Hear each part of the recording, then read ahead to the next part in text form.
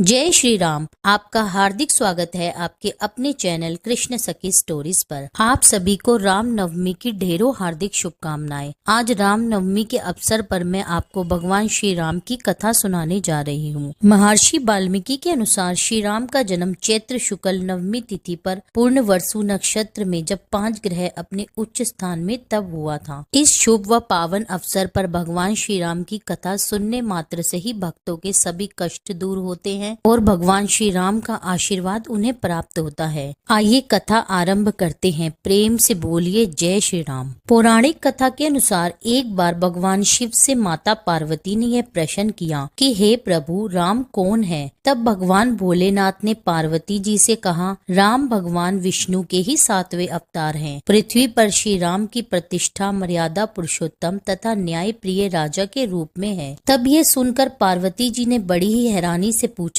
प्राणनाथ, आखिर विष्णु जी को मनुष्य का रूप लेकर पृथ्वी पर क्यों आना पड़ा? तब भगवान शिव शंकर ने माँ पार्वती के प्रश्नों का उत्तर देते हुए कहा, राम जन्म के 5 विशेष कारण हैं। पहला कारण था सनत कुमारों का भगवान के पार्षदों को श्राप, जिसके कारण भगवान विष्णु के पार्षदों को राक्षस योनि में जन्म लेना पड़ा और उनके उद्धार के लिए भगवान को अवतार लेकर पृथ्वी पर आना पड़ा। दूसरा कारण था जलंधर की पत्नी वृंदा ने भगवान को श्राप दिया था कि आपको मनुष्य योनि में जन्म लेना पड़ेगा। जलंधर का उद्धार करने के लिए विष्णु जी ने छल से उनकी पत्नी वृंदा का सतीत्व भंग किया था। और तीसरा कारण था नारद जी का श्राप। एक बार विष्णु जी ने नारद जी को वानर के मुख में देखकर उनका हास्य किया था। और चौथा कारण मनु और शतुरूपा को भगवान ने वरदान दिया था कि प्रभु स्वयं उनके पुत्र बनकर पृथ्वी पर आएंगे। और पांचवा मुख्य कारण था राजा प्रताप भान और अति मर्दन और धर्म रुचि को ऋषियों का श्राप। ये तीनों ही रावण, कुंभकर्ण और विभीषण बने। रावण ने अपनी प्रजा पर बहुत अत्याचार किए। एक बार तीनों भाइयों ने घोर तप किया। उनकी तपस्या से प्रसन्न होकर ब्रह्मा जी ने उन्हें वर मांगने को कहा। इस पर रावण ने कहा कि हे प्रभु, हमें यह वर दीजिए कि हम वानर और मनुष्य की जातियों को छोड़कर किसी के मारने से ना मरे। तब ब्रह्मा जी ने रावण को यही वरदान दिया। तुलसीदास जी ने लिखा है कि जब पृथ्वी पर रावण का अत्याचार बढ़ा और धर्म की हानि होने लगी, तब भगवान शिव कहते हैं, राम जन्म के हेतु अनेका, परम विचित्र एक ते एका। जब जब होई धर्म की हानि, बड़े असुर अधम अभिमानी। तब प्रभु धरी विविध शरीरा, धरई कृपा निधि सज्जन पीरा। अर्थात जब जब धर्म की हानि होती है और अभिमानी राक्षस बढ़ने लगते हैं, तब तब कृपा निधान प्रभु दिव्य शरीर धारण करके सज्जनों की पीड़ा को हर लेते हैं। वह असुरों को मारकर देवताओं को स्थापित करते हैं और वेदों की रक्षा करते हैं। यही श्री राम जी के अवतार का सबसे बड़ा कारण है। प्रेम से बोलिए प्रभु श्री राम की जय। राजा दशरथ अयोध्या के सूर्यवंशी सम्राट थे। जब से उन्होंने राज्य का कार्यभार संभाला था, तब से उन्होंने अपनी विजय की पताका चारों दिशाओं में लहरा दी थी। उनकी 3 पत्नियां थी, जिनका नाम कौशल्या, केकई और सुमित्रा जी था। एक बार उनके कुलगुरु वशिष्ठ जी की पत्नी माता अरुंधति ने गुरु वशिष्ठ जी से पूछा, हे नाथ, हमारे राजा का कोई पुत्र क्यों नहीं है? आप उनके गुरु हैं, फिर भी उनका कोई पुत्र नहीं है। तब गुरु वशिष्ठ बोले, देवी, पुत्र तो तभी आएगा जब हृदय में पुत्र की लालसा होगी। तब अरुंधति बोली, ये काम आप मुझ पर छोड़ दो। जब माता अरुंधति अपने पुत्र को लेकर अयोध्या के राजमहल में पहुंच गई। जब दशरथ जी ने माता अरुंधति को अपने पुत्र के साथ देखा, तो वह उनसे मिलने गए। दशरथ गुरु जी के पुत्र को प्यार करने लगे। उसी समय माता अरुंधति ने पीछे से बालक को चुकोटी भर दी। तब दशरथ जी बोले, माता, मैंने तो इसे धीरे से छुआ है, फिर यह क्यों रोने लगा? तब माता अरुंधति बोली, यह मन में सोच रहा है कि आप तो राजा बन गए और इनके पिता आपके गुरु बन गए। आपका तो कोई पुत्र नहीं, तो मेरा पुत्र किसका गुरु बनेगा? आपका सिंहासन तो सूना रह जाएगा और यह परंपरा टूट जाएगी। जैसे ही दशरथ जी ने माता अरुंधति की बात सुनी, तो उनके मन में ग्लानि हुई। इसी कारण उन्होंने गुरु वशिष्ठ जी से इसका उपाय पूछा, क्योंकि जो गुरु के घर पहुंच जाता है, भगवान उसके घर स्वयं पहुंच जाते हैं। राजा दशरथ ने गुरु वशिष्ठ को अपनी चिंता का कारण बताया। तब महर्षि वशिष्ठ ने उन्हें श्रृंगी मुनि द्वारा पुत्रेष्टि यज्ञ कराने को कहा। राजा दशरथ और रानी कौशल्या की एक पुत्री थी, जिसका नाम शांता था, और शांता का विवाह श्रृंगी मुनि के साथ ही हुआ था। अपने ससुर के आग्रह और पत्नी के कहने पर श्रृंगी मुनि पुत्रेष्टि यज्ञ करवाने के लिए तैयार हो गए। श्रृंगी मुनि ने यज्ञ की पूरी व्यवस्था कर ली और राजा दशरथ के द्वारा वह यज्ञ संपन्न कराया गया। यज्ञ पूर्ण होने पर उसकी अग्नि में से स्वयं अग्निदेव खीर का पात्र हाथ में लेकर प्रकट हुए। उन्होंने वह पात्र राजा दशरथ को दे दिया और बोले, इसमें जो खीर है वह आप अपनी तीनों रानियों को खिला दें, जिससे उन्हें पुत्रों की प्राप्ति होगी। राजा दशरथ खीर का पात्र लेकर अपनी रानियों के पास गए। फिर खीर के 2 हिस्से किए, आधा हिस्सा रानी कौशल्या और बचे हुए आधे हिस्से से भी 2 भाग किए। उसमें से एक भाग पूरा रानी कैकेयी को मिला और जो बचा हुआ एक हिस्सा था उसके आगे 2 हिस्से किए गए, जिसमें से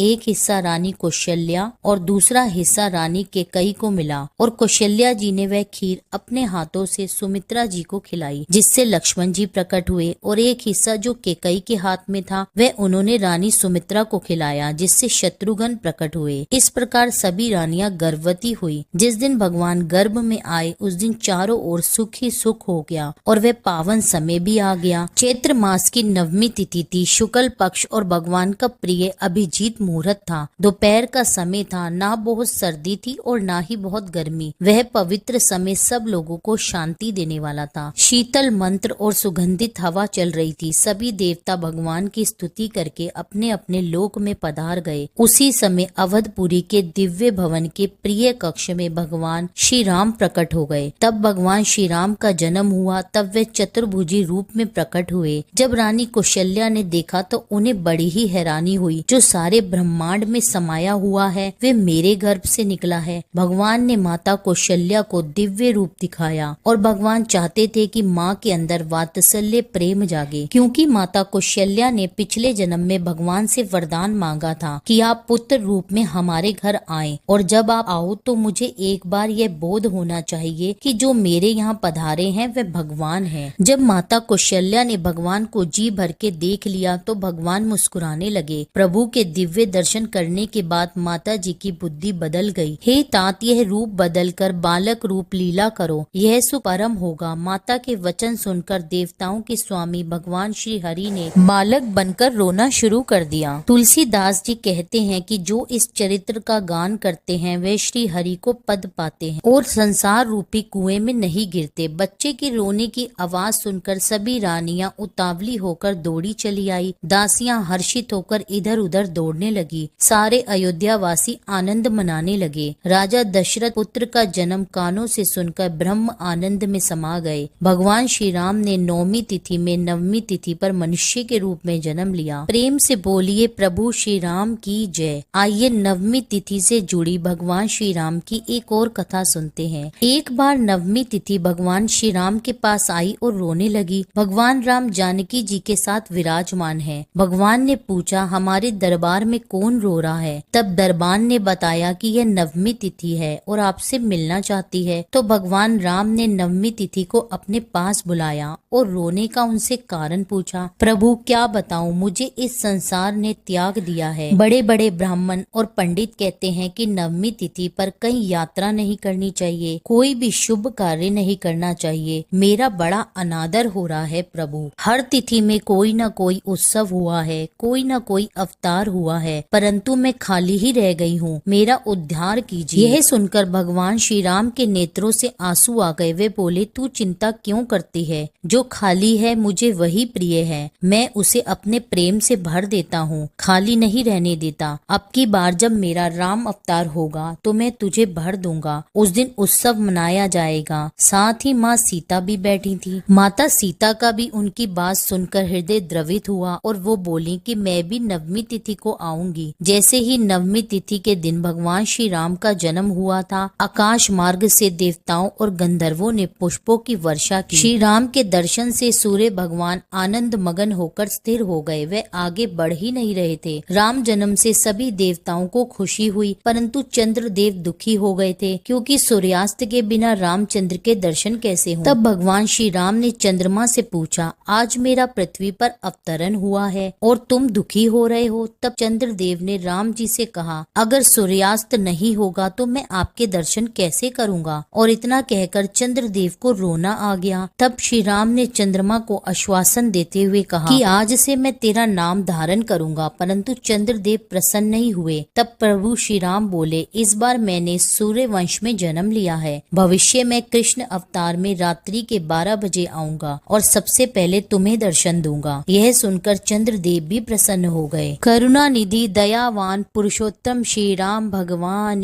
की जय। इसके बाद शुभ घड़ी और शुभ नक्षत्रों में महारानी कैकेयी ने एक और रानी सुमित्रा ने 2 तेजस्वी पुत्रों को जन्म दिया। सभी ने भगवान के जन्म का उत्सव मनाया। अब भगवान के नामकरण का शुभ समय आ गया। गुरु वशिष्ठ को बुलाया गया। गुरुदेव को ऊंचे आसन पर बिठाया गया और नीचे 4 आसन लगाए गए, जिस पर राजा दशरथ, माता कौशल्या, रानी कैकेयी और सुमित्रा जी बैठी। आज गुरु वशिष्ठ अपने भाग्य की सराहना कर रहे हैं। वे मन ही मन में सोच रहे हैं कि मेरे द्वारा भगवान का नामकरण हो रहा है, और यह सोचते हुए उनकी आंखों में आंसू आ गए। उन्हें पुराने समय का कथन याद आ गया, जिस समय ब्रह्मा जी ने गुरु वशिष्ठ जी को प्रकट किया था। तो उस समय वे आज्ञा दी थी कि तुम सूर्य वंश के पुरोहित बन जाओ, और उस समय वशिष्ठ जी ने मना कर दिया। वशिष्ठ जी बोले, पिताजी मुझे यह काम अच्छा नहीं लगता। यदि तुम इस मौके से चूक गए तो बहुत पछताओगे और एक दिन तुम्हें रोना पड़ेगा। वशिष्ठ जी बोले, पिताजी मैं क्यों पछताऊंगा। ब्रह्मा जी ने कहा, यदि तुम सूर्य वंश के पुरोहित बनोगे तो भगवान विष्णु श्री राम बनकर इनके यहाँ जन्म लेंगे। तुम्हें भगवान को गोद में खिलाने का अवसर प्राप्त होगा। आपकी गोद में ठाकुर जी होंगे और आप आनंदित होंगे। तभी वशिष्ठ जी ने ये स्वीकार कर लिया कि मैं सूर्य वंश का पुरोहित बनूंगा। बस यही बात अब वशिष्ठ जी को याद आ गई और वे बहुत प्रसन्न हो रहे हैं। इनके नाम तो अनेक हैं, परंतु मेरी बुद्धि में जो नाम आ रहा है वह मैं आपको बता रहा हूँ। जो आनंद सिंधु सुख राशि, सीकर त्रिलोके सुवासी, सो सुख धाम राम असनामा, अखित लोकदायक विश्रामा। यह जो आनंद के समुद्र और सुख की राशि है, जिसके एक कण से तीनों लोग सुखी हो जाते हैं। आपके सबसे बड़े पुत्र का नाम राम है, जो सुख और शांति देने वाला है। राम का अर्थ है जो सभी को आराम देगा। इनके नाम की महिमा अनंत है। राम नाम से क्या क्या नहीं हो सकता। एक राम नाम सब काम करने में समर्थ है। प्रेम से बोलिए भगवान श्री रामचंद्र की जय। अब भगवान श्री रामचंद्र के नामकरण के बाद वशिष्ठ जी ने कहा, जो संसार का भरण पोषण करते हैं उनके उस पुत्र का नाम भरत होगा। जिनके स्वर स्मरण मास से शत्रुओं का नाश होता है, उनका वेदों में प्रसिद्ध नाम शत्रुघ्न है। और जो शुभ लक्षणों के धाम श्री राम जी के प्यारे सारे जगत के आधार हैं, उनका नाम लक्ष्मण होगा। गुरु वशिष्ठ जी ने हृदय में विचार करके यह सारे नाम रखे। राजन, तुम्हारे चारों पुत्र वेदों के तत्व हैं, जो मुनियों के धन, भक्तों के सर्वस्व और शिवजी जी के प्राण हैं। बोलिए प्रभु श्री राम की